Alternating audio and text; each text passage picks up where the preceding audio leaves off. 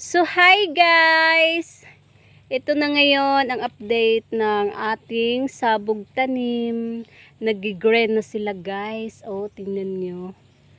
Nag-green na. Wow!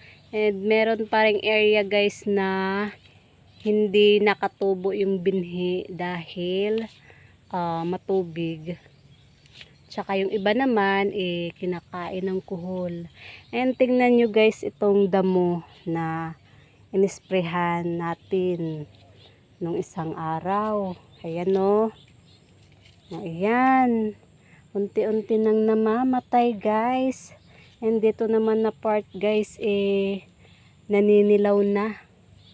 Ayan. So yan guys, oh.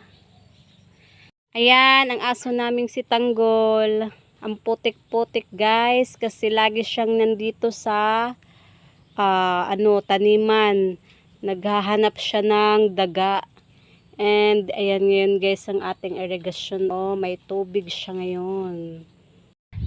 Pasorbe-sorbe muna tayo ngayon, pero sa susunod na mga araw ay busy na naman tayo guys dahil magta-transplant na naman tayo doon sa area na walang tanim. Hindi po talaga maiiwasan na meron pong area na hindi makatubo yung binhi, gawa po ng matubig at saka kinakain naman ng kuhol at saka daga. Pero, ayan, meron naman kaming pang guys, pang transplant guys, ayan. Ito yung punla namin.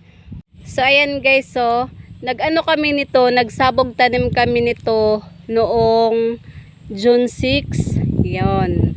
June 6 kami guys, and na ngayon, June 14 na ngayon, ayan. So, dito naman sa kabila guys, yung mga naman namin dito, katabi na mga farmers, ayan. Yan yung kanilang taniman and na rin guys, ready na rin silang magsabog tanim.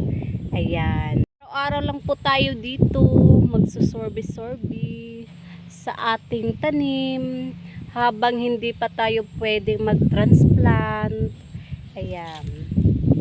Yun lang, and thank you for watching guys. Hanggang sa muli, and babush!